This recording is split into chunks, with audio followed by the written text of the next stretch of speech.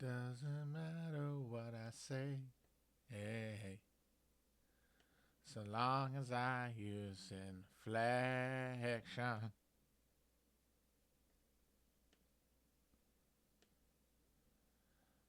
That makes me feel I'll convey some inner truth or vast reflection. But I said nothing so far.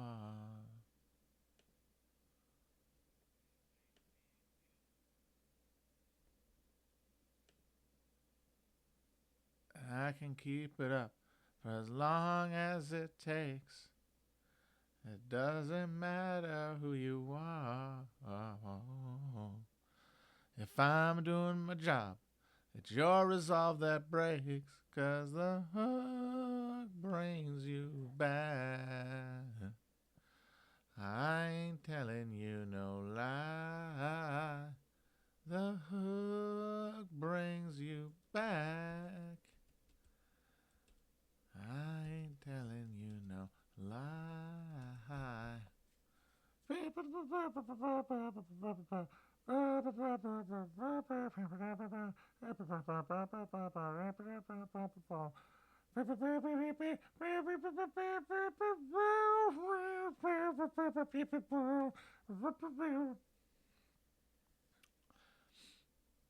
And the hook brings you back. I ain't telling you no lies. Pack it up, pick it in, whether Winton or in Berlin. Make a desperate move or else you'll win. Then let's you see what you do to me. This MTV is not for free. That's so PC, it's killing me. So desperately I sing to thee of love, sure, but also hate and pain and cane and fear of self.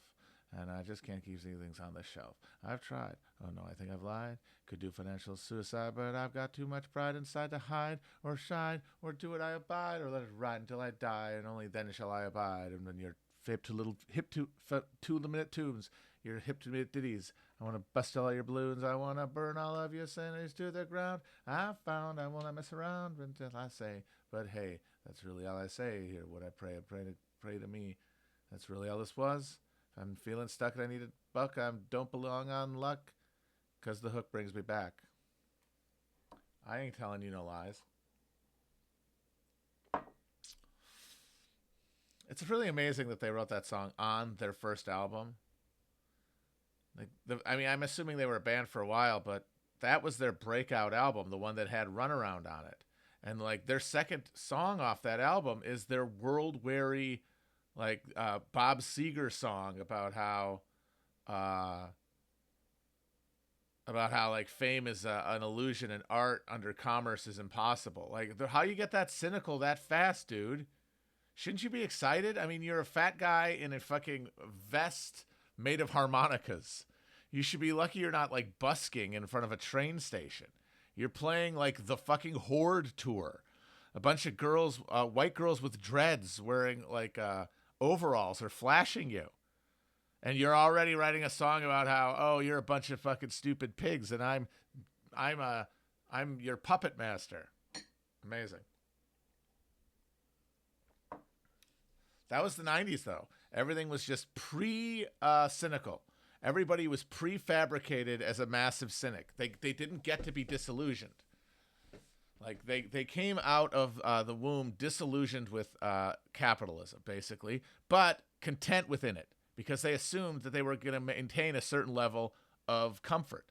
They assumed, even though the spirit had left the world, that the material comforts of the world would persist. And so the entire crisis of the 90s, the psychic crisis of the 90s, is people coming to terms with the idea that, oh, this is going to be as good as it gets, which means I'm going to have to make do with this. I'm going to have to stop imagining a transcendence of the alienation and misery of this life that I cannot comprehend and cannot directly confront because I lack political agency, because I am unfree, but I am still in this thing. How do I keep getting pleasure out of this system? And that's why they become so disillusioned so goddamn fast, and why irony becomes the de facto perspective and aggression in culture emerges. You get your Woodstock 99s. your fight clubs. It is people having to be told that there's no more frontiers, that there's no more that they can imagine in their life. They cannot struggle to control their lives. They're surrendering the control over their lives. That is fundamentally what is being asked of them. And it's been asked of them the whole time. It's just, it hasn't gotten to them yet by the 80s, that when they're all coming of age. They have been cut off. The bridges have been burned. Cortez's ships are aflame. There's no going back to upward mobility. There's only downward mobility from here on. But there is also, when in the 90s you learn, no ability to be authentic. And that's why the entire decade is suffused with cynicism and hostility and fear of selling out, because we're literally selling our souls for comfort, and we're wrestling with that. And then 9/11 happens and redefines the entire array of forces, and then finally the fucking collapse of '08 happens, and everybody gets dropped into a common decline that is not what any of them signed up for. And all of the different generations are reacting to this crisis with different degrees of schizophrenic refusal to acknowledge reality, depending on how addicted they basically had been, how much they assumed that material comfort would define their lives. So the boomers are completely insane. But the Xers are not much less. And the Zoomers are the ones who are experiencing total alienation from all institutions, from the conception of themselves as like public beings. Like, they come into life with no belief in any institutions providing them with any material or spiritual comfort. And we're all responding to that moment differently. And what it means for America is that we are continued to be held hostage by the demented social rituals of these completely detached from reality boomers. Because they are the ones who are still ritually adhered enough to democracy to vote every goddamn 2 years and contribute money and interest to politics that fuel its structural influence on American life. Like, they are participating in the civic rituals that give actual meaning to political legitimacy. They are legitimizing the system ritually more than anybody else, because they have lived the lives that, though they have been spiritually deparched over time, have been, for until now, secured in a baseline degree of physical ease and comfort of life. And they are encountering the end of that, and they don't know how to process it. So their politics are becoming more and more unstable and hysterical.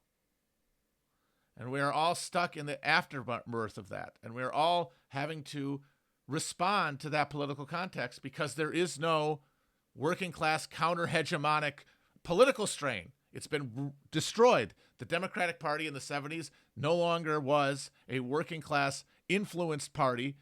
The working class became the junior members of this alliance and lost their power.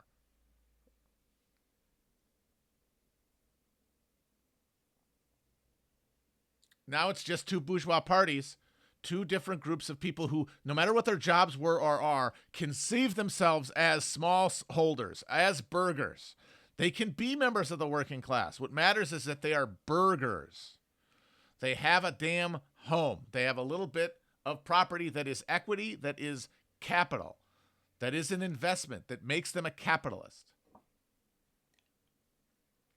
And they vote for political parties in numbers sufficient relative to the rest of the population to guarantee that their politics wins. Which means there can be no politics cannot effectively address material issues now, because it's dominated by two parties that are capitalist in their nature and therefore driving towards total profit extraction. and have to detach us democratically from that decision. And they're doing it by presiding over a culture war between people who are mostly materially being deeply harmed by this system and have a collective interest in resisting it, but who are experiencing culture through the politics and reality through this cultural veil that turns everything into just the reflection of the dying brains of these fucking boomers.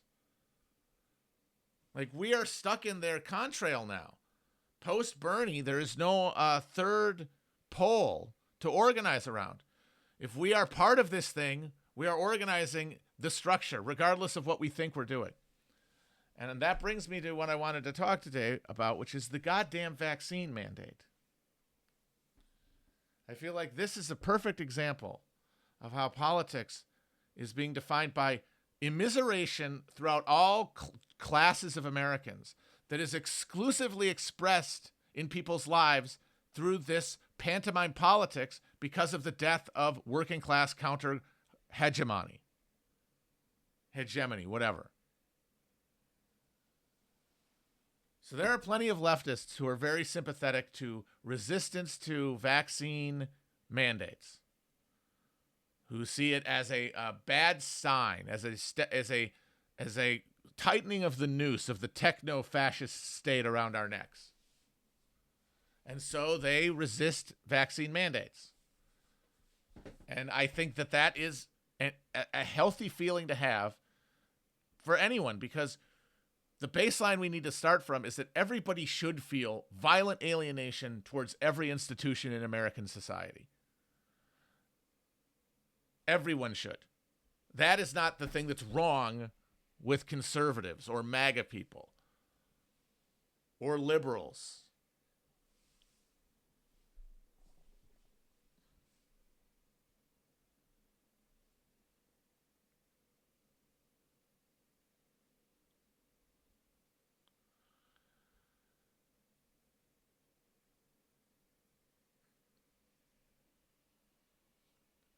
So there is a coherent left critique of our medical establishment and state that says a vaccine in this context being compelled on people is an imposition.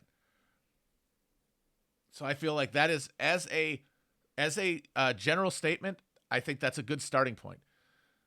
But the thing is, the only reason is that if you look a little deeper at this, if you apply the next reasonable filter to that first response, okay.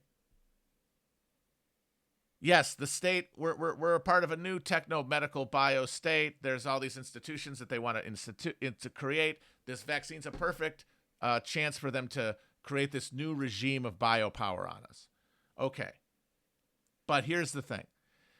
Is coronavirus real? Does it kill people and cause significant damage to people who survive it? Does it create crises in our medical institutions? Does it cause significant pain and suffering? Like, is it a social ill? If it is, well, then any regime, no matter what its relationship to capitalism was, including a communist one, would institute a vaccine mandate, would try to get a vaccine through public investment and then distribute that vaccine universally. That would be the goal of any state. Now, because our state is this bourgeois kleptocracy, the version of vaccine response that we got is this monstrous boondoggle and giveaway to IP pirates in the pharmaceutical sector. Yes, that's what we did. That's what capitalism does. But towards the deeper goal that any state would pursue, because this thing is undermining institutions that allow for capitalism to continue, they have an interest in reducing this. So they have an interest in the vaccine working. The doctors working on it would have a interest in the vaccine working. Now, of course, they also have an interest in securing super profits and kill the third world. But they're also making a vaccine. Okay, they got the vaccine. Now, we've had the vaccine for a while now, right? 6 months. We have huge vaccination rates in some places in the world and in the country. What is the verdict on the vaccine? Does it work? And I would say in any meaningful metric, it works. It doesn't mean nobody gets COVID ever again, but that we don't need to get there. That's an impossible and insane dream. And liberals who want that are just neurotic freaks, yes, who are just trying to scrub themselves clean of something that is not really the virus. It's their own social anxieties. If we say the vaccine reduces transmission, most importantly, reduces severity of illness to the point where if everybody gets COVID in a context where we're getting this vaccine or versions of it in the future, then, hey, this thing's not going to kill that many people. It's not going to make that many people sick. This is a huge improvement. This is a massive improvement. This is the kind of thing that a state, no matter what its economic relationships that define it, is going to try to pursue for the public good, including the creation, the maintenance of a public to be fleeced. They want us shopping, for Christ's sake. They want the economy to work at this point. Yeah, early COVID was a great bonanza for capital, but it still has to circulate at the retail fucking level. We have to circulate the capital.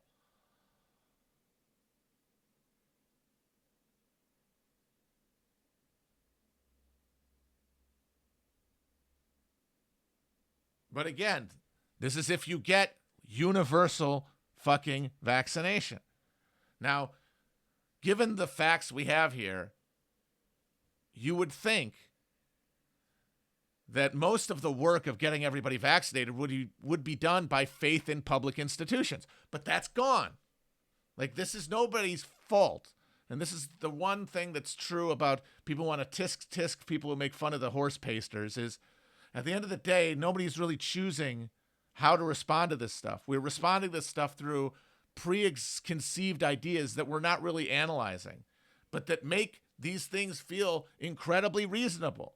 If you start from a complete rejection of authority, of institutions like the government, the media, and scientists, which once again are merited. These are capitalist-fueled institutions that are doing political ends. But unless you have a certain partisan mania, which is, I think, a byproduct of middle-class neuroses, you are not so violently alienated from these institutions that you can't see the preponderance of the evidence that the vaccine works and then want to get it. If you're not wanting to get it, it's because you are looking at this thing through an identity prism that is so overwhelming that you are applying a different standard of evidence to this one thing than you would to anything else.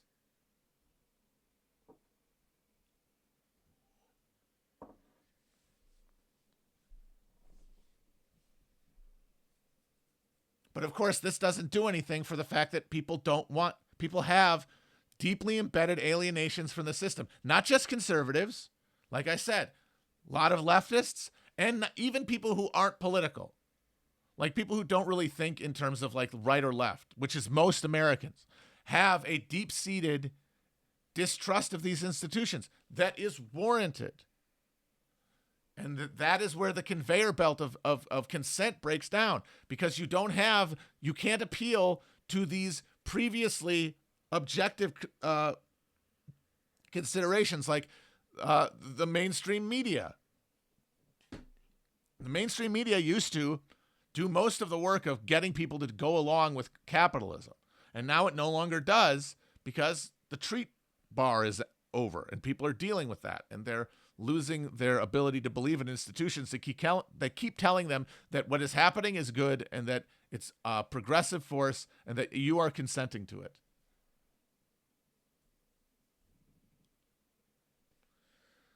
So these institutions are completely decayed and everyone is looking at everything through their filter.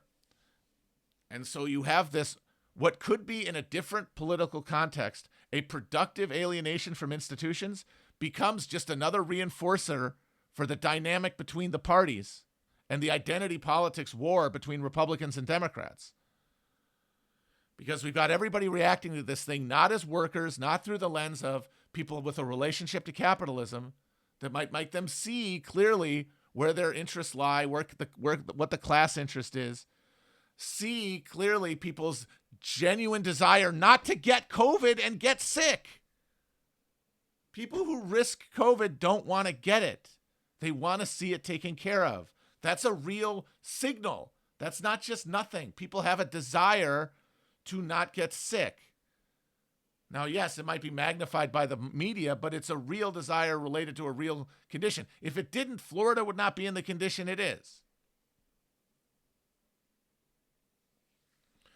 And so what this means, of course, is that the pro-vaccine side is dog shit. There's no persuasion there. There's only reinforcement.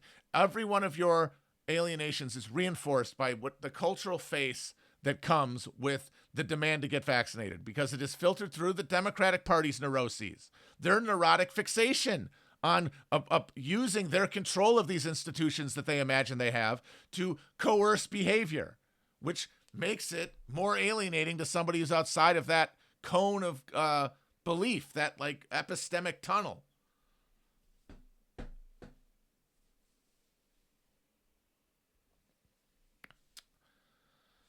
It becomes a political act, which it shouldn't be. If it's a political act, you've already lost, because you're asking people, by getting the vaccine, you're asking them to submit in a battle that they believe they've been fighting with forces above them their entire lives, that they give different names to. Some do think it's capital, but others think it's, some cultural minority, as it were. They have some theory or another for who it is that they're fighting, but they think they're fighting somebody, big government, whatever it is. Yeah, the Alboa dot. They think they're fighting the demiurge, but they don't know what it is. It presents 1,000 faces. The thing that's supposed to clarify this conflict is the existence of robust working class institutions that can assert power. We don't get that. We got the vaccine in the context of a liberal-led non-response to this emergency that says, we don't actually care if you live or die, but we're going to all pretend we do. And then we're going to all do a bunch of things that pretend to make things better. So, of course, when a vaccine comes around, it looks like just another pretend thing that they're doing just to own you, just to make you supplicate, because you're in the realm of ideas here. You're in the identity sphere. You're out of material politics. What the threat of the vaccine is not the threat of capital destroying labor or the final victory of the capitalist class. It's the victory of this faction, this face of domination, the libs, in some cultural garb, the libs. And they want you to think that. They want to dominate. They want this thing to be a ritual of domination, because for them it's a game. They all live indoors. They're not going to die. They have good health insurance. They get all their shit delivered. It's a game to them. That's the thing. It is a game to the people who are determining these political stakes. So that means when millions of people, hundreds of thousands of people die of this thing, it stays a game to them. And it's a game to them now in this post-vaccine world. It doesn't matter to them. The people it matters to, though, can't express what they really want, because that is a competent state to administer the vaccine to them, because there is no competent state that they can picture in the firmament of politics. They only get this monstrous face of domination.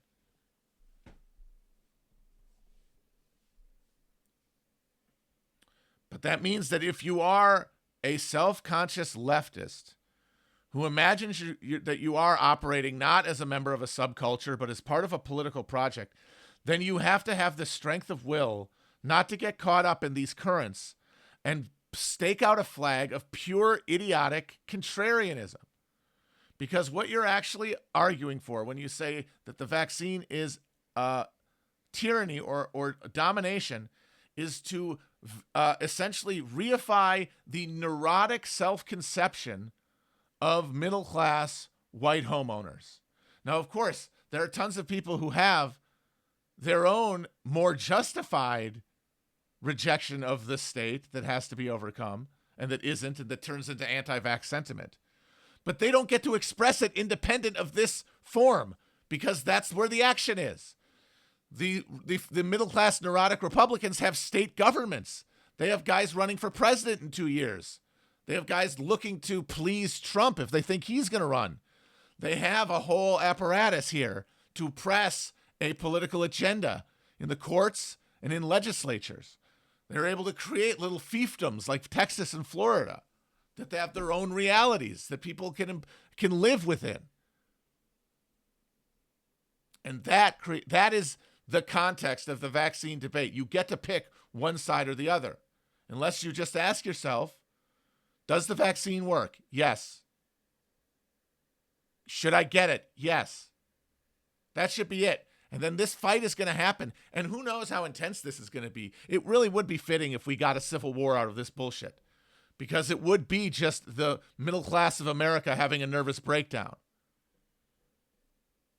Like you can forget material conditions. Like they'll do it just to let out all the psychic energy that they've absorbed, that they can no longer express. And it will be a tantrum made up of people who have so invested their political identity with ritual significance that they are existentially like defeated by the vaccine in a way they aren't by every other thing they do every goddamn day in accordance with capitalism. None of the other things we do to get along, none of the other things we do to, none of the other grudging compromises we make with capital just to live our lives, none of those are the red line. None of those are the place where you will actually pick up a fucking gun. This is it.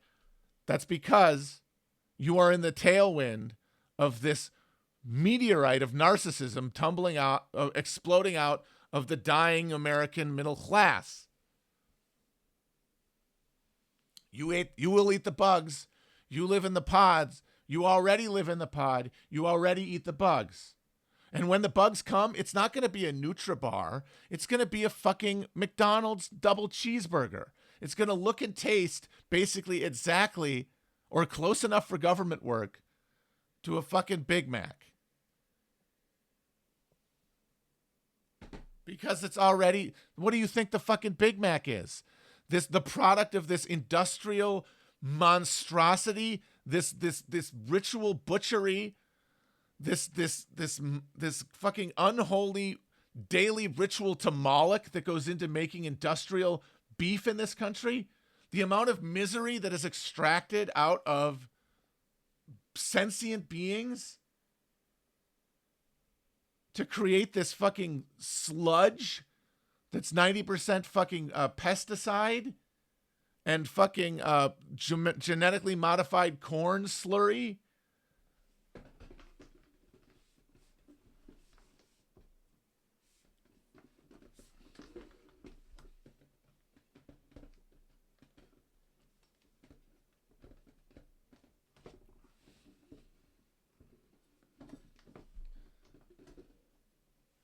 This shoddy ass chair is threatening to fucking break on me, and I do not want that to happen again.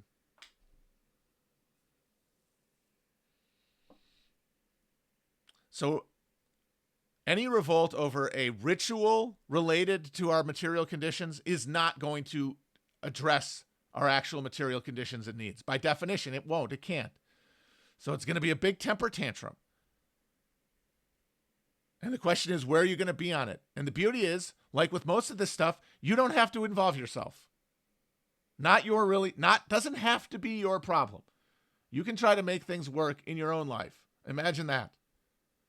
Instead of deciding to gin up a fantasy excuse for why your bourgeois, individualist distaste at having to live under a regime of capitalism, something that is totally individualized,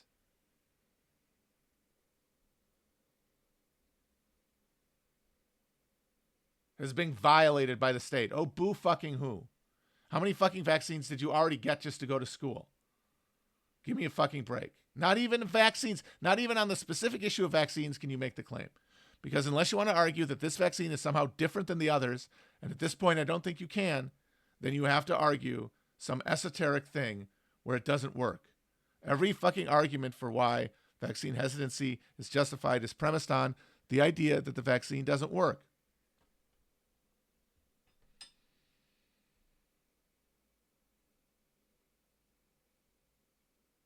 And I can understand why, as a matter of like trying to meet people where they are, you might not want to antagonize people who have a bourgeois distaste for the state doing this, because it's a lot of people, and some of them are workers. A number of them are workers. A lot of them are workers. But indulging it along this axis, I don't think is better. I think it's fucking, it's a bigger headache, because all the worst features of the biostate that are being created right now are happening under the guise of dealing with a continued outbreak that is largely the responsibility of motherfuckers who won't just get the goddamn vaccine.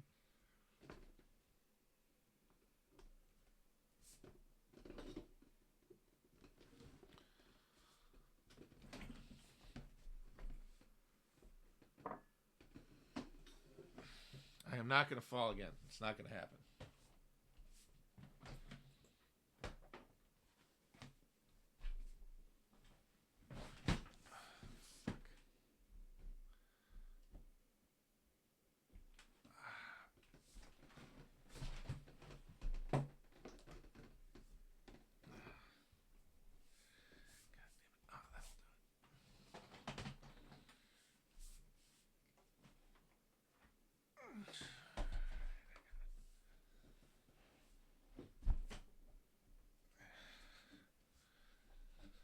Oh, boy. Yeah, I'm not going to fall again. That's not happening. I need one of those gamer chairs, don't I? I need a gamer chair.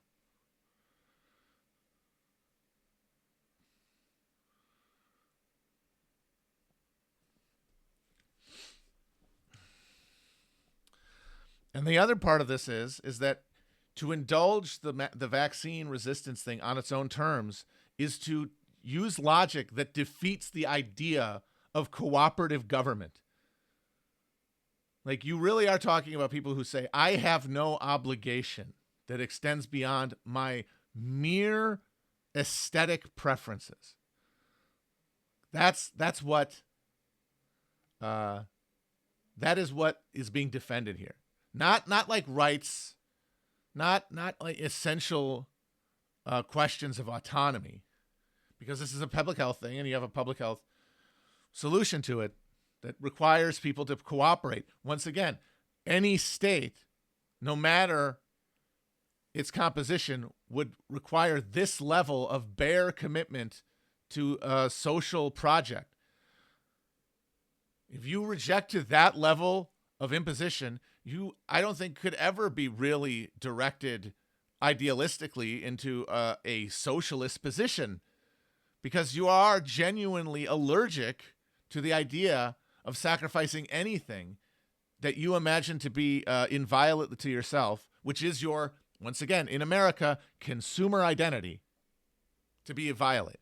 And if you say that your consumer identity is inviolate, then how the fuck can you pursue socialism?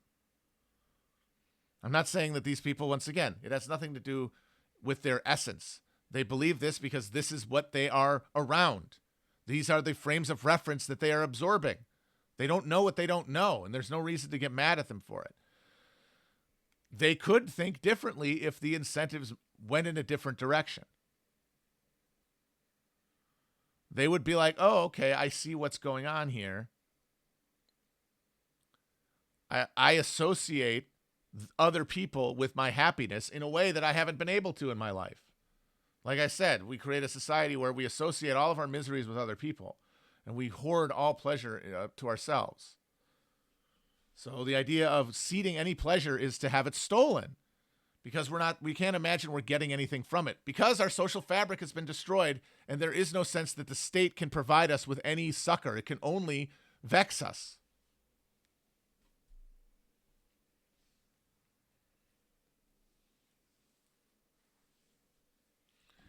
And I don't think it does anybody any good to go around reinforcing these just false ideas that people pick up that have to be challenged. They certainly shouldn't be fucking coddled.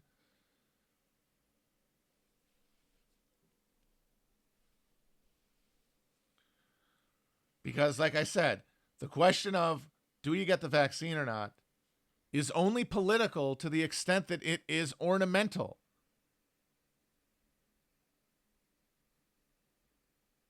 Because, as I said, the effectiveness of the vaccine is one of those things that should be taken for granted as part of the deliberative process.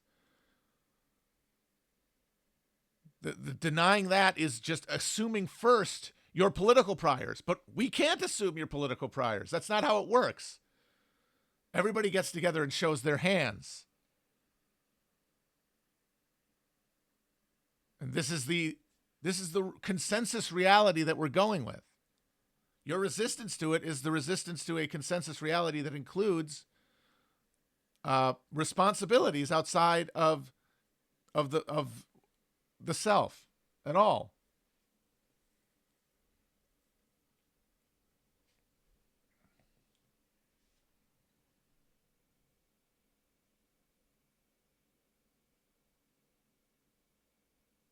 And I think it's really interesting that the way that the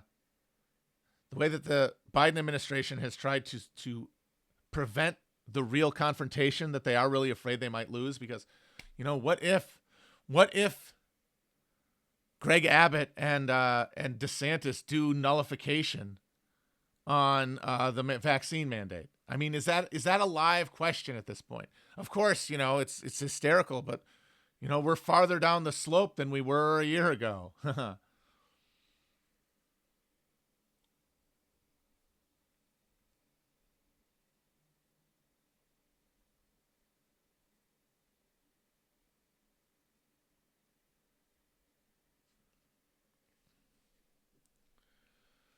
But I would say that you don't get a civil war then, because I think that the Democrats back down. But the way they think they're going to get around like a real confrontation is giving people the option of getting a weekly test. And you are using the state's ability to nudge people to basically say, all right, fine, we will let you believe that you are, that you're principled. We will let you keep your sacred autonomy. But we're going to make it more annoying to do that every week. We're going to make you do a thing. You're going to make you do a little mini ritual of abeyance to us that is not maybe as traumatic as the vaccine is, but it's just like a little mini version of that. We're going to make you do that every week until you get annoyed by it and give in, and then it will be your responsibility.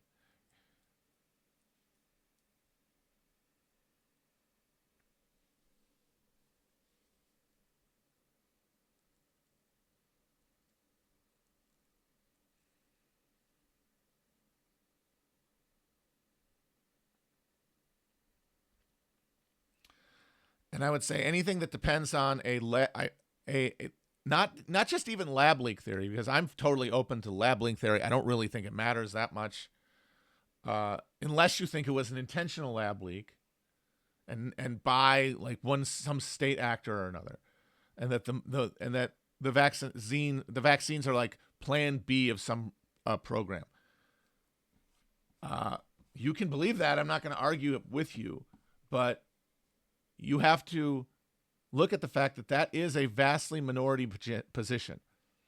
Most people don't look at the world and think that. How are you going to convince them of that? Because that's what politics is, right? How are you going to convince them of that? You're not. All you're going to end up doing is providing fodder for the broader petty bourgeois temper tantrum.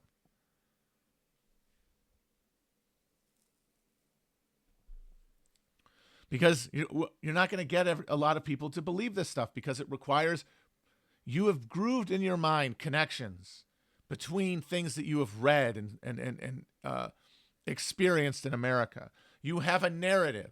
That's what a fucking conspiracy theory is it is essentially just filling in the gaps. Like, you might know the broader sweep, but you need to know the specifics. And the thing is, you can't really know the specifics. They are specifically held from you. That's the whole point, is that you don't get to know that stuff. So you have to fill in the blanks with your mind. And a lot of the time, I think you create something that is a very close approximation, like a poetic echo of what's really in there. But that's all it can ever be. It can't be solid, which means you can't use it to push a political agenda outside of the small group of people who are already on board with you.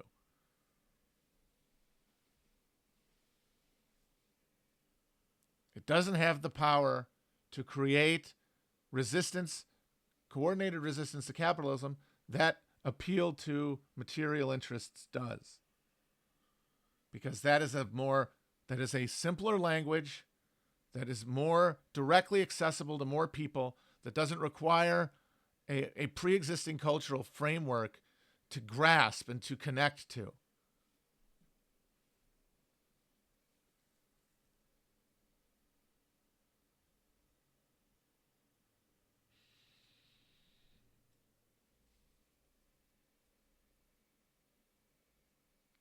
So all this means for me is that, once again, this is a thing that right now is the pivot point to politics in a lot of ways. It seems like this is where the action is in determining people's allegiances. You know, this is quickening to a point of commitment. And I think,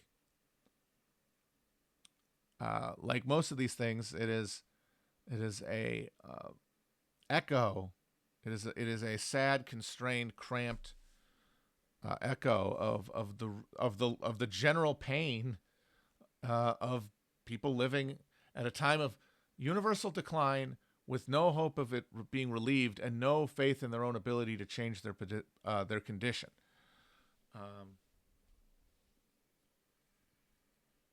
And in that, you're going to have a overwhelming rejection of existing structures, of hegemonic ideas and institutions, because where else are you supposed to turn to blame? And the thing is, they are to blame. But it's only a working class lens that exposes the real shape of the thing, the real skeleton. Everything else is just a collection of individual mental projections, sort of neurotic projections that we all then kind of compare and move through. The one of them that isn't, the one of them is real, is the lens of class, the lens of relationship to production. But that lens then has to build on top. Then that lens is then applied to everything. But it doesn't determine yes, no on every debate. It determines action. And part of action is deciding what matters and what doesn't matter, what opinions to care about and which ones to sort of which ones to put on the back burner, what things to make red lines and what things to be flexible on. That is the task. It's not winding through and knowing you got everyone right and did the right thing. It's moving in a direction. And what makes you know you're doing the right thing isn't your own mind, which is never going to be satisfied, but the general consensus of those around you that you're working with. And all of this this Vaxx politics is just, it's grievance. It's petty bourgeois grievance, because that's all that can be reinforced. Even though plenty of the people who feel that way and imagine themselves part of this group when they're projecting it,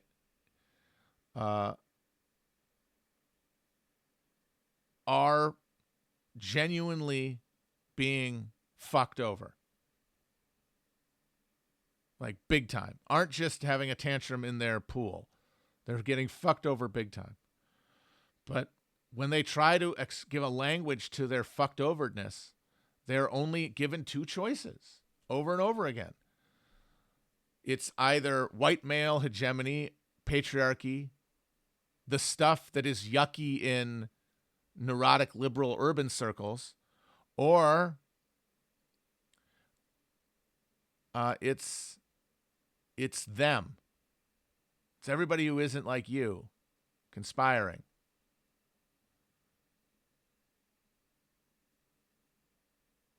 And then you just end up getting recruited into one or other of those larger groups.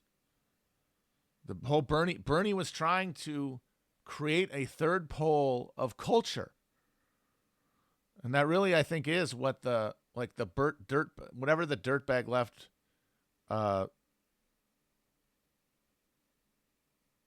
argument was, which I always thought was very kind of embarrassing and cringy.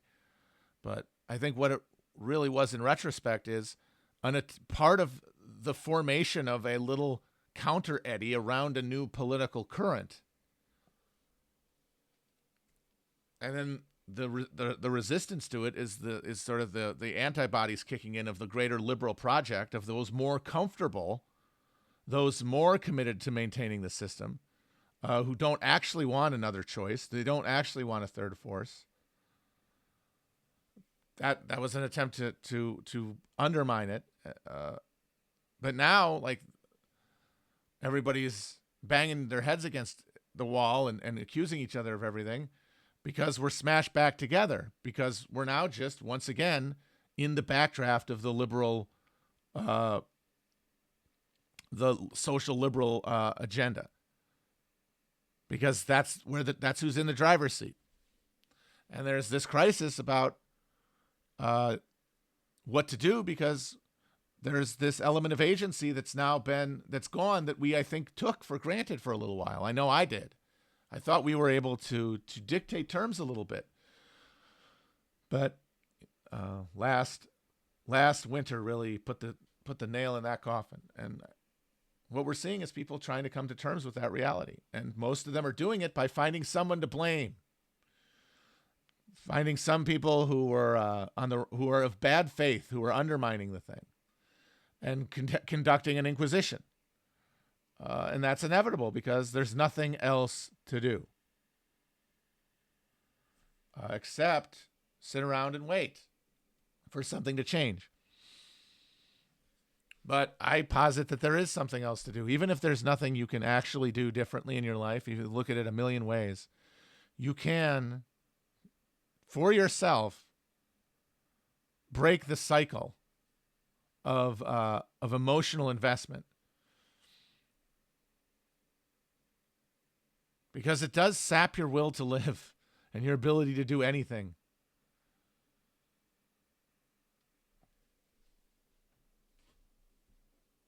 Because it is time out of your body, fundamentally. You really cannot be fully embodied on the computer.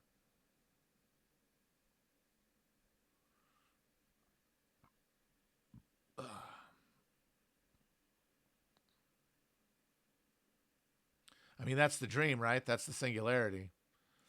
But I think that is a chimera. I think it is a fantasy. It's the bunny that they have the greyhounds run behind.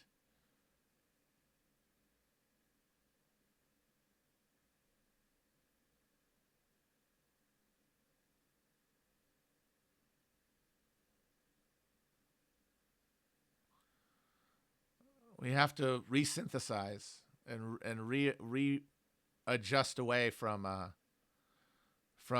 pulling towards the singularity, because when it comes, it'll come in the form of that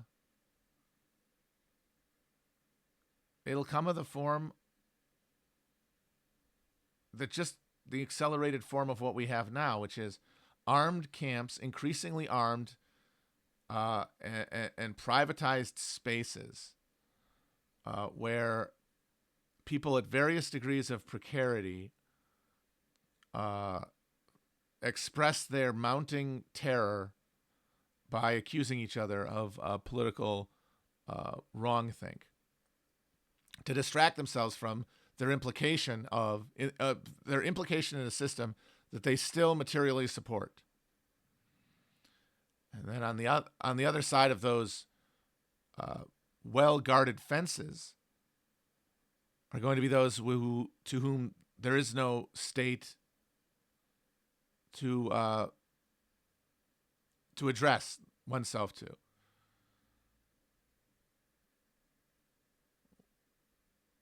People chewed up and spit out by capitalism. And they will essentially be incapable of organizing against the system because they will be outside of it. they'll be part of a biome that is essentially just cut off from the greater, the small. I shouldn't say greater. I should say smaller project of creating archipelagos of wealth.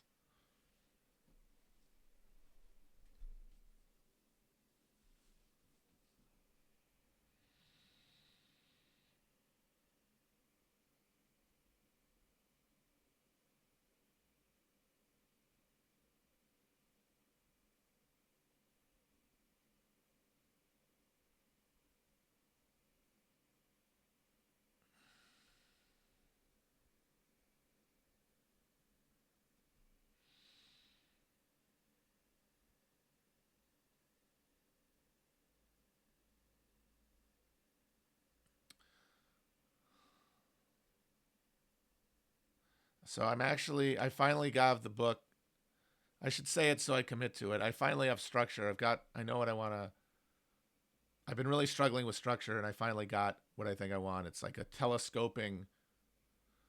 telescoping, nesting series of essays that kind of start from like a close examination of the current political moment and then pull way out, like crank style, like 19th century weirdo shit. Because I am not a doctor, and I dropped out of grad school, so I don't have to worry about defending it in front of a tenure committee. Take it or leave it. Yes, I am a crank. We're all cranks.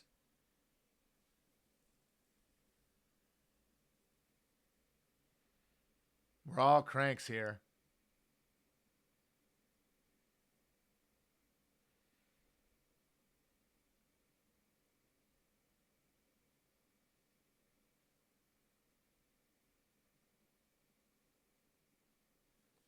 Yeah, in the 19th century, it was very common for people who were trying to make sense of the sudden vertiginous eruption of industrial capitalism to just sit down and try to trace all of human history back to the dawn of civilization and like map out exactly how we got here. Like, okay, where did we fuck up? That was basically the underlying assumption for a lot of it was, where did we fuck up? For some of them, it was, look how great we're doing. That's the Whig school. But for a lot of these people, it was just this deeply pessimistic view that saw cycles of decay running through everything, which is, of course, accurate. That is the true of all cyclical. That's all cycles of class domination are cyclical and tend towards decay, rise and fall and collapse. Marx, among these guys, was obviously the genius of the era, like the biggest brain on the continent while capitalism was emerging, and he was able to see it most clearly.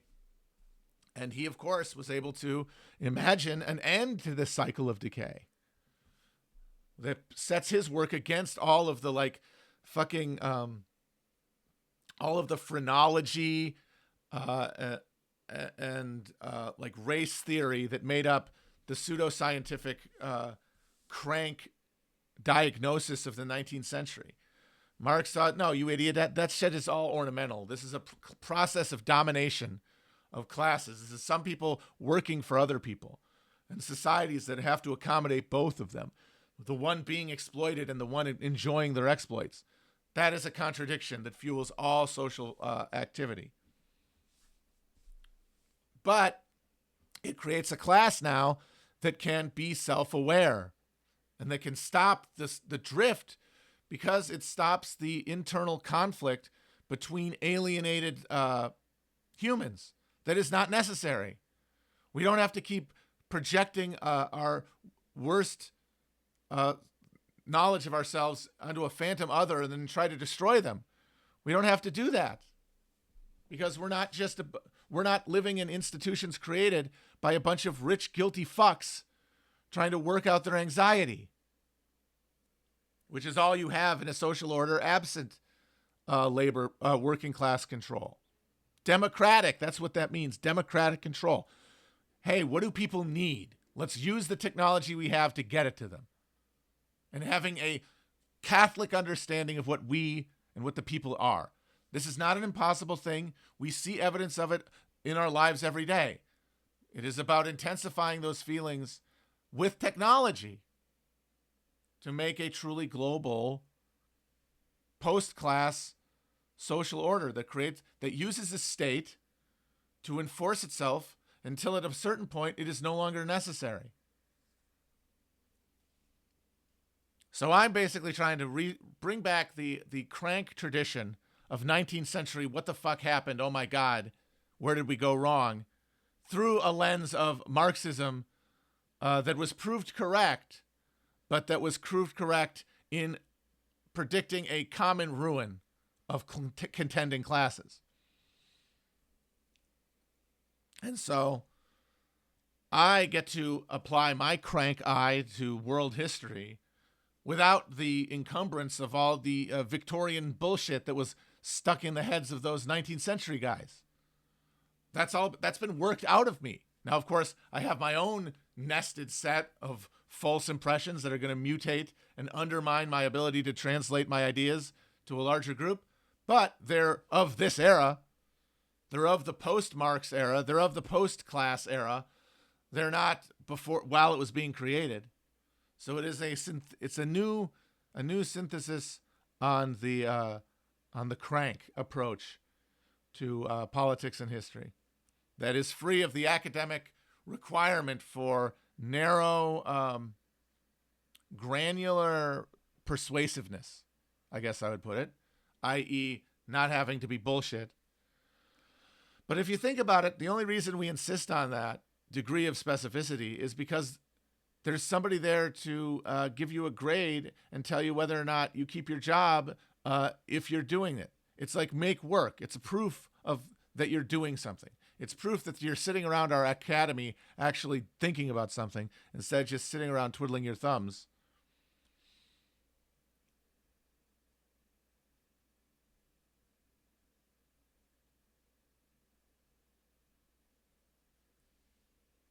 So, of course, this is not going to be Marx. I am not Marx. I am a dumbass. I'm really dumb. One of the reasons Marx fought online so much, basically, he did the equivalent of fighting online, is that he knew he was right and he was correct. Like, of course, everybody thinks they're right, but a few of the people who think they're right are correct. And on these questions, Marx did not just think he was right, he was correct. And he had no bourgeois anxiety about letting people know he was right. And so that's why he was just this battering ram of contempt for other people. Part of the problem we have now is that everybody is trying to do their own little versions of explaining the world as they understand it out into the, putting their barbaric yawp out into the environment, out into the atmosphere.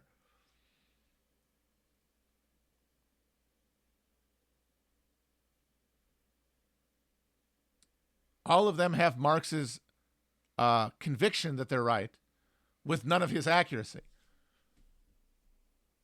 Because now they psychologically need to be right.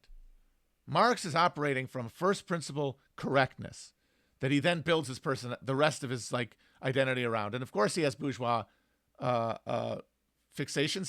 He was an aspiring bourgeois gentleman. Like that was his lifestyle. It was what he tried to be. He knocked up the maid, for God's sake. How much more bourgeois can you get than that? Engels was more of a bohemian. Like he shacked up with two Irish sisters. But he was trying to live as a bourgeois.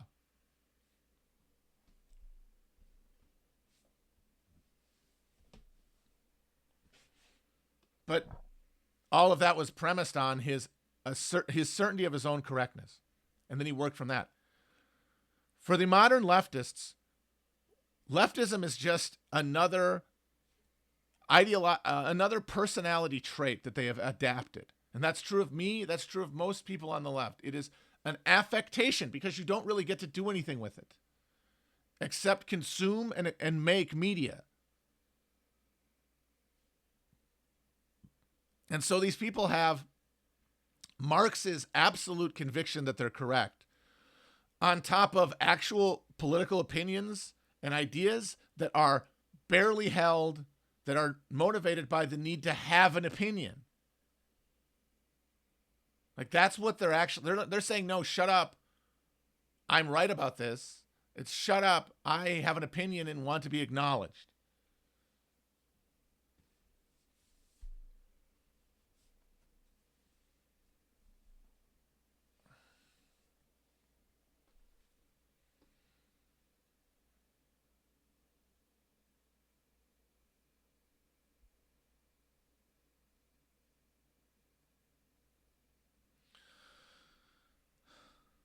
So yeah, that's sadly where we are, really.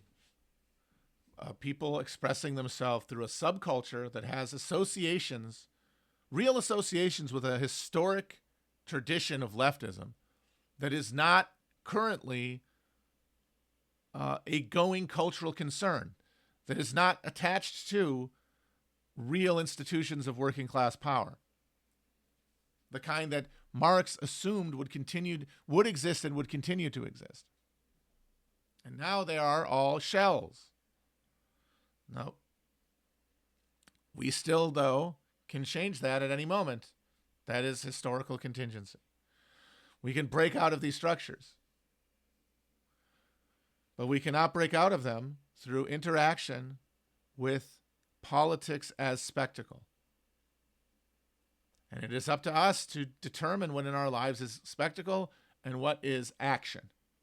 Not that we get rid of spectacle, because spectacle is also a necessary component of our socialization, because we're too alone to do anything else.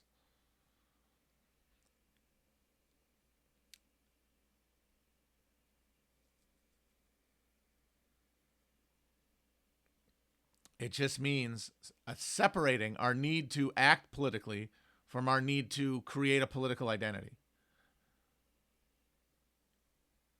To not define our political identity through consumption and ritualized voting and stuff, and debating. And you can really see that move towards debate and interpersonal beef erupt after Bernie loses. It is this displaced energy that has to go somewhere. Like, we thought we were fighting for these amount of stakes.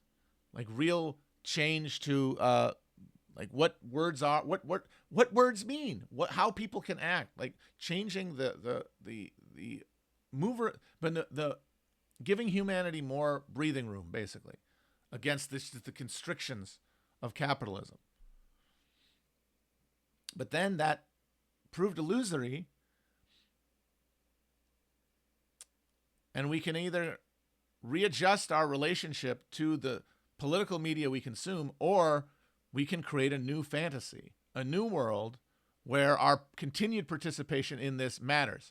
And that is the move towards deciding that the discourse is politics, that the Bernie campaign was defeated by messaging problems, by some sort of internal enemy within the left, and that it had to be rooted out. And that means that you can participate in that and feel like you're being constructive because, hey, if the left is going to do anything, it has to get these bad guys out of it, right? They're fucking it up. But there is no left. It is a empty shell. A new left has to be built. And it will, out of real, not just alienation felt through a communal lens. Alienation that is experienced by a group of people together who come to an understanding of how to assert their collective best interest, defined democratically. Because they're going to have to. They're going to have to do it to survive. Or at least to maintain hope, which is basically the same thing. Like, we got a new left already in the 60s. That was the first iteration of post-class politics, and it's been that way ever since. This is just the decayed corpse of that new left. So it's got to be a new left, I guess. But that makes sense. Cycles of rebirth, for God's sakes. One model is extinguished, another emerges out of its ashes as the machinery of consent break down, as alienation intensifies.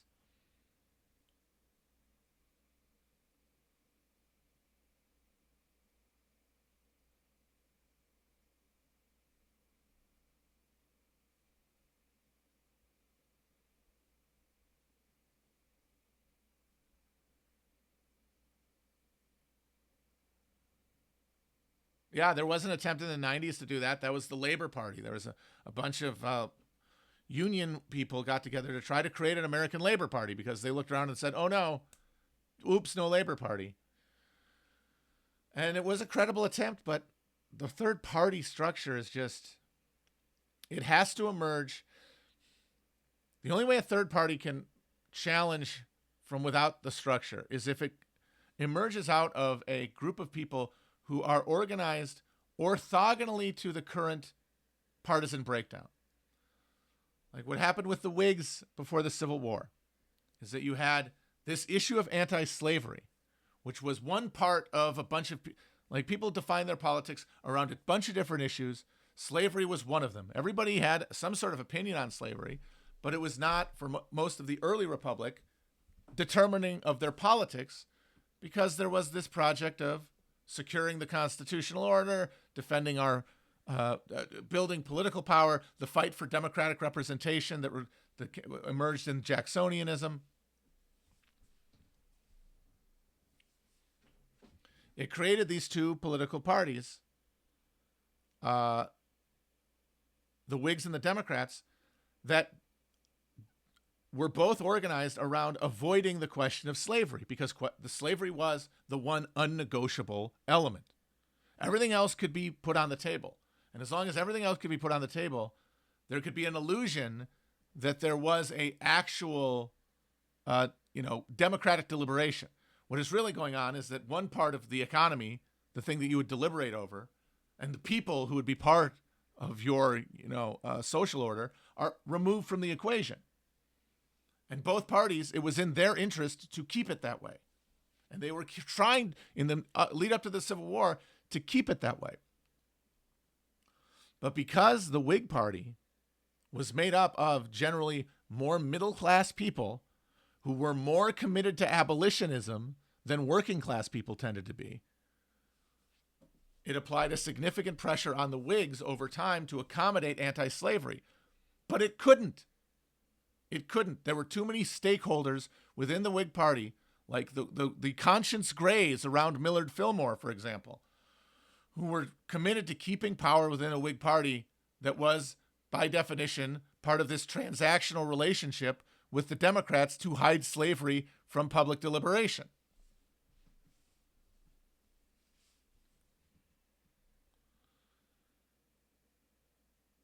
And so it required a new party structure, a new party that appeals to this issue that is now the dominant issue for working for the Whig base in the North, and that accommodates also, though, and this is the important part, also accommodates anti-slavery people from the Democratic Party. Anti-slavery Democrats were a key constituency of the Republican Party, and that meant anti-slavery workers. It meant anti-slavery yeomen who saw the capitalism that the Whigs represented as a threat to them, and were rightfully alienated from that party structure. And so the Republicans, by not kowtowing, but to either one of the sectional or class interests of the different party bases, made an overall appeal on the issue of slavery. And that broke off a significant chunk of Democrats, workers and small farmers, who over time became more anti-slavery.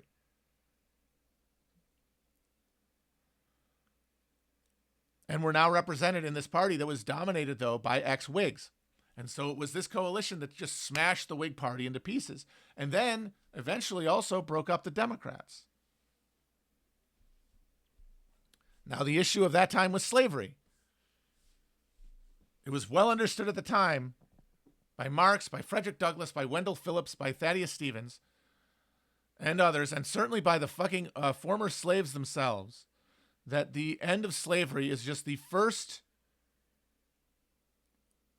stage in a continual, you might even say permanent revolutionary move towards full human liberation, which means, of course, full human cooperative access to the world. The condition of communism, the condition of a communist society.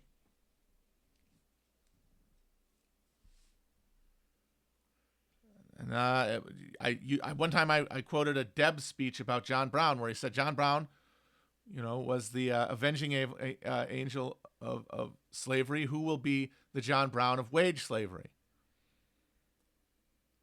And that ended up not happening for a million reasons. Some of them overdetermined by America's social and economic structures and geographic extent, but also contingent things like the death of Lincoln, honestly, the ascension of Johnson. Instead, we got the codification of wage slavery as a stable concept. And yeah, someone says here, John Brown of wage slavery is a guy going postal. That's exactly it. The John Brown of wage slavery is Paddock. The John Brown of wage slavery, the John Brown of modern capitalist alienation, is Stephen Paddock. Because all it can be is just antisocial nihilism.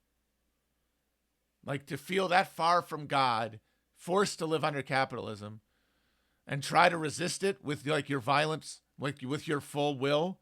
There's nothing to do but just kill people because you don't have a situation like the antebellum America where you had these two massive political machines coming towards one another.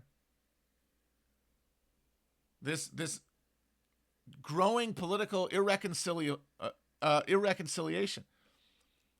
The book Cloud Splitter has a great bit about John Brown before Osawatomie Creek, imagining the anti-slavery forces in Kansas retreating and then the North seceding from the South, which was a live idea in the minds of a lot of abolitionists. They were terrified of that happening because the South the North had already tried to secede once with the Hartford Convention during the War of 1812.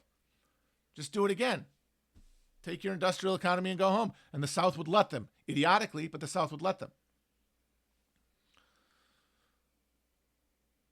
So Brown insisted on bringing the conflict to its necessary conclusion, to break open the fog, the miasma.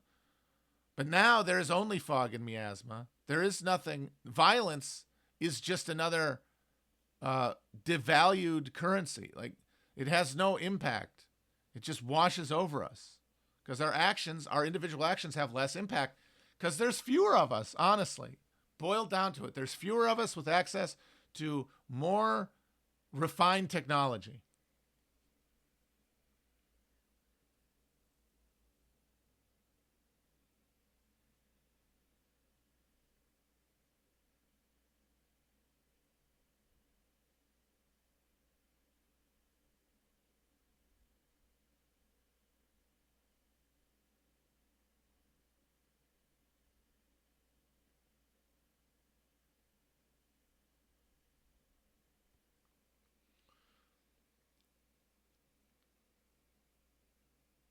That just means that different tactics are necessary.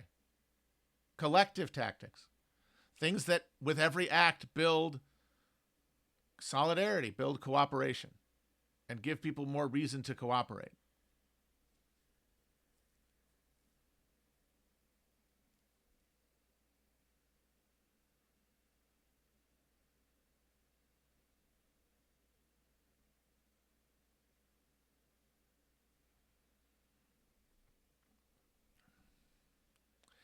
I'm just saying that if your mind is sharpened towards a violent confrontation with the system, that means one thing in 1855.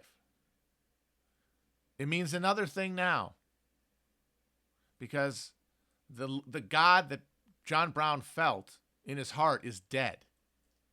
But that doesn't mean that feeling we have of repulsion and alienation from the world, that cry of a God for a God, isn't there. It just gets filtered through a prism of increasingly demented pleasure seeking until it can no longer be sustained and violent expression is the only result, because by that point, you're not feeling the pain of the human race the way Brown did. You're feeling only your own pain. And if you're an American who goes on a shooting spree like Paddock, assuming he was what they say he was, and I think he's more interesting that way as a literary figure anyway. And if you don't like Paddock, there's guys like similar enough.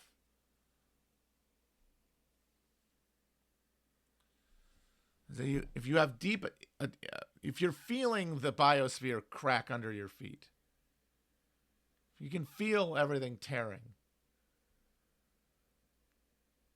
and it causes you pain. It breaks you from harmony. If you're John Brown, you can connect that to God. You can connect God to man. And then you can identify this monstrous evil. You can follow a chain of reasoning that connects your pain to this monstrosity.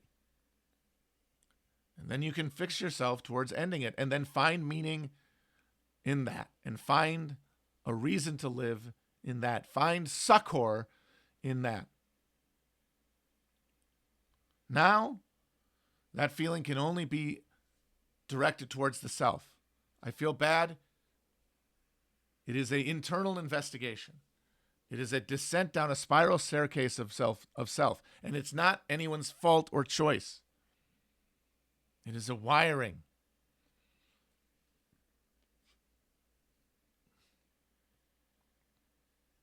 But it is not a wiring that determines all of our actions.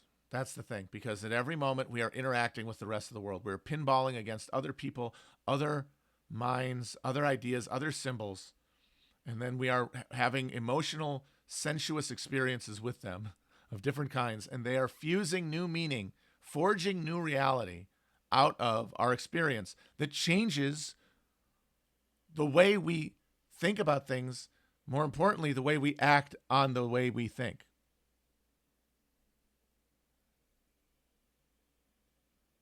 And the sum of social progress is the sum of structures being created that facilitate that human cooperative feeling.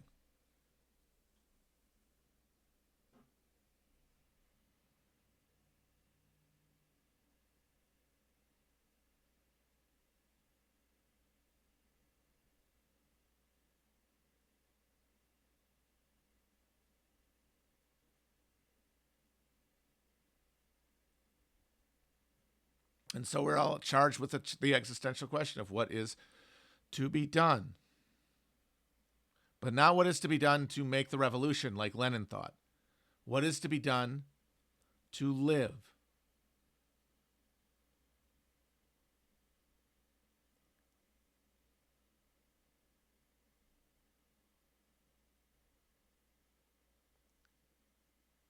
Because Lenin did what was to be done to get his revolution, and he got it. He was this arcing meteor of intent and will and concentration. He understood the moment better than anybody. It's astounding. But he was motivated through that whole thing by a deeper belief in a world revolution that he would be part of.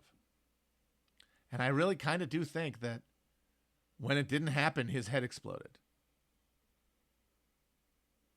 Like, he was driven to be part of this thing, and as soon as it stopped being a possibility, and as soon as the reality of doing the dirty work of capitalism to create modern subjects out of the peasant masses of Russia at the point of a fucking gun, to take onto communism's shoulders that which the capitalists left to the mystified notions of market,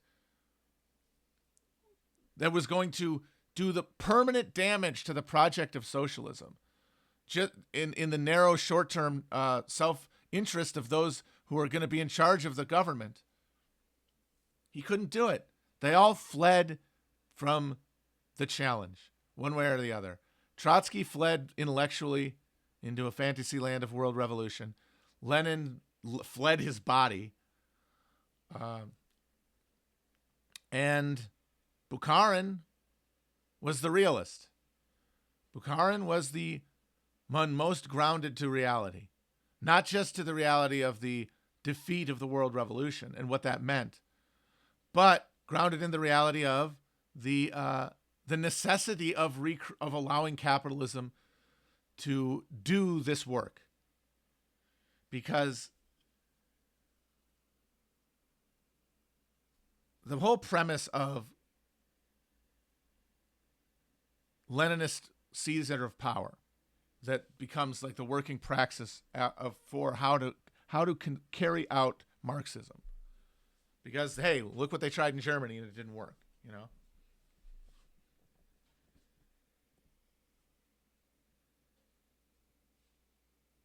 That is all predicated on the project of creating this Bolshevik state, right? And then having that Bolshevik state collectivize the country. First the world, but then when the world is no longer possible, the country. And what that means is, in reality, like stripped of any kind of descriptive language,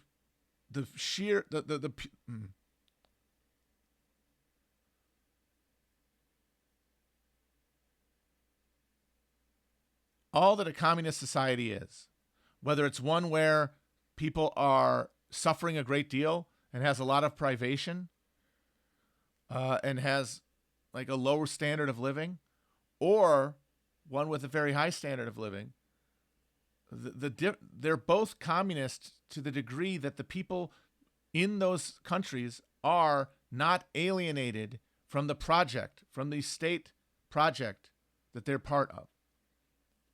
And the way that that is built, the way that that is forged, is people have positive relationships with the party, the project of creating democratic, collaborative control of the economy.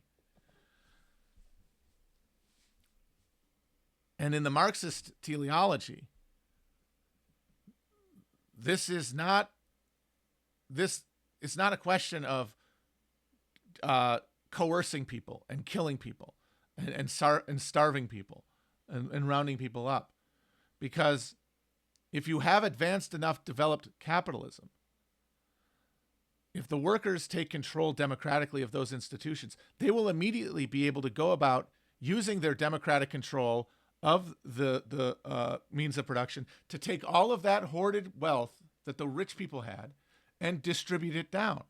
Make people's lives better. Give a whole generation of people a connection in their mind between communism and a better standard of living, less fear, less pain, more happiness in life. And then their kids grow up having only experienced that. Because once the system is created, once you have this worker control of an advanced capitalism, it has to be advanced, you are only improving people's conditions to a point. Now, of course, we're not talking about everybody getting consumer republic, everybody getting to buy whatever they want. It's people being able to live their lives free of compulsion, free of misery, able to pursue their own ends.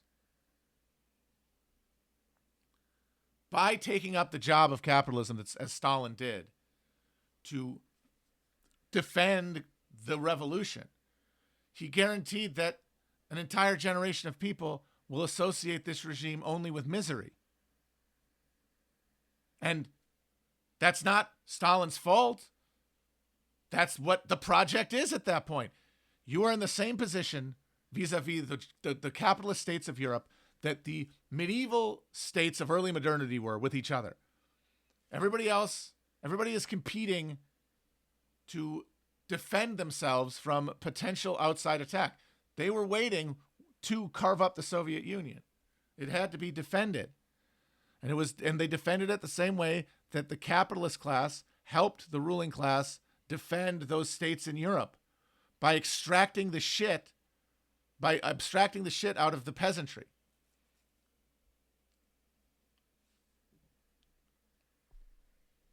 Now in Europe, though, this process occurs mysteriously. It's a process of creating a market system that abstracts away from individuals any responsibility to one another, but is not the imposition of the state. So even as the immiseration makes life worse for European peasantry,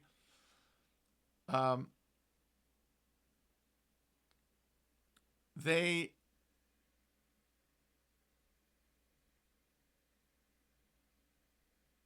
experience this not as only partially as a disillusionment with the state, but really eventually over time, after they're repressed in peasants' revolts and stuff, as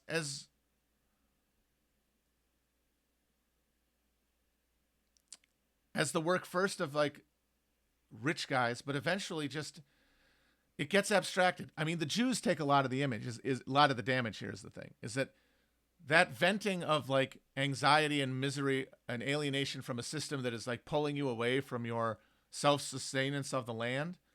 You got to blame somebody, and they end up blaming the Jews. They blamed the shit out of the Jews. The USSR couldn't do that. They couldn't put it on the Jews. The state took it upon themselves, which is why they committed mass murder-suicide during the Great Purges. The party had to do that. They all felt too guilty because they weren't supposed to be doing that. That was supposed to be done by the abstracted hand of capital, with blame being vented off into the ether, until it is captured by a working class movement in the advanced nations of the world that are able to seize the advanced capitalism, turn it towards humane development, and then take people who at that point are still connected to the land and gradually, advantageously remove them from it. So that they associate being taken of the land, they associate being turned into like a modern subject, and their children being turned into modern subjects, not as a violation of their sovereignty and individuality and rights and essences, but as part of the things that give them the ability to express that essence.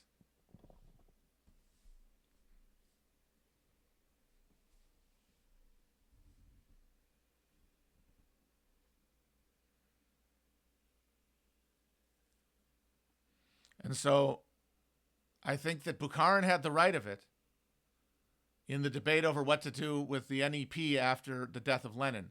I think that the Bolshevik seizure of power was the right thing to do in the historic moment when it needed to happen, but other things failed to happen. And that meant that Russia was going to have to be developed capitalistically.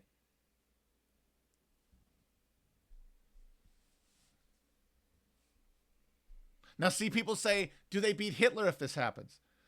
But I don't know if you have Hitler without the massive explosion of the power of the Soviet Union. I know that was a cause of a big controversy in Germany, the history wars, but that was all in this like stupid garb of blame. The Soviets were going to try to create their own country. It was going to happen. Bukharin was right, but he also lost because that's not where the party was. He just he was like, oh boy, we should have done that. It's like, good on you for trying, but he got owned because by that point, the battle to win the war had created a coherent thing in the Bolshevik Party. It had its own self-conception. It had its own definition of the revolution that made its own role central. So it wasn't going to do what Bukharin wanted it to do.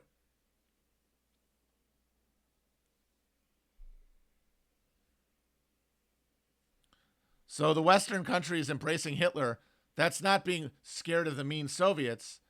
That's just trying to save their own asses.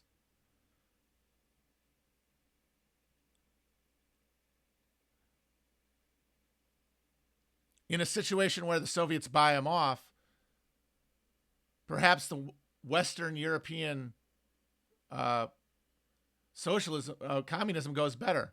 Maybe you don't have a split after the First World War.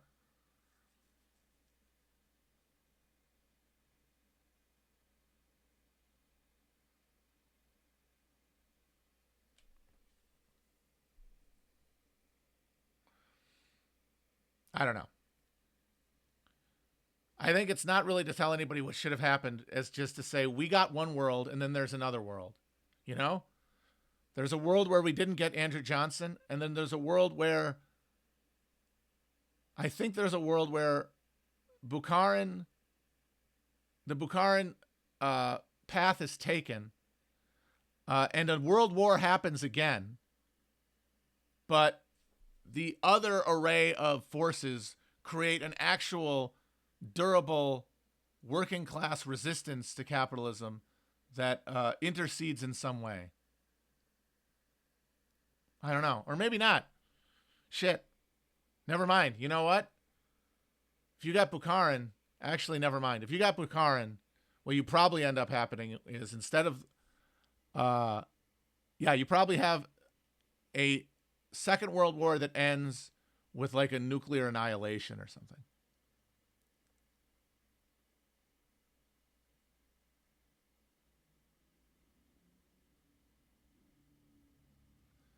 Capitalism was going to explode in the mid 20th century, no matter what.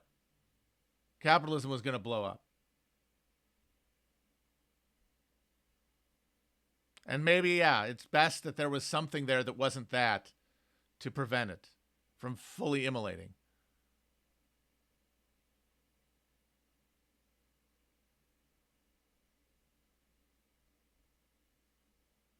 I don't know.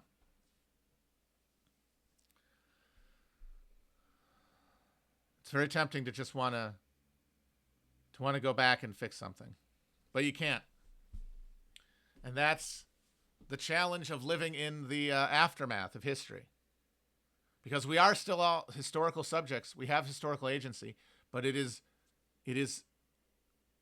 baffled by so many layers of virtual identity that I don't know. Maybe the Matrix movie will fix it.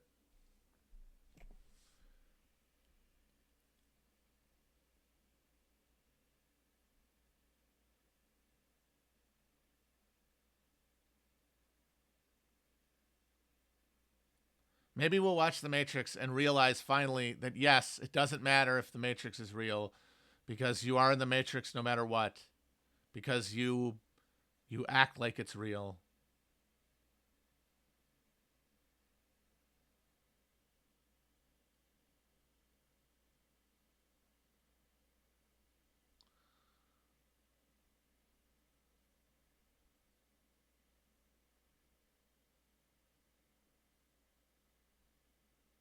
There is no spoon, baby. There is no spoon. And that's what's so frustrating, because everything is fully determined and this structured. It feels like this eternal black iron prison, but we are all capable of just walking through the goddamn wall at any time. Now, we can't, but we are capable of it. We can't because we know it would be a bad idea, basically, if we all tried to do that. But it means that if we could dial into the same frequency, we could move in a direction that I really don't think the system is capable of anticipating right now, because of how committed it is to how much it rests on the assumption of our inactivity, I guess I would say. Like it assumes a degree of compliance that I don't think is going to be sustainable in the medium term. And that's going to go everywhere. And it's going to be messy, but every moment is going to be an opportunity. And there's no way of knowing what it's going to be, because it hasn't happened. We don't know which world we're in. We know which world we've been in, but we don't know which world we're in right now, because it's going to look different from a different point in the future. So yeah, I guess that's all you can do. Very unsatisfying. But I try to keep it as unsatisfying as possible, or else it's too much of a indulgence. Just do it all day. But everybody's got to feel somewhat unsatisfied. And you can also smoke weed every day. That's another option. And you know what? The two are not mutually exclusive. All right, folks, I'm done.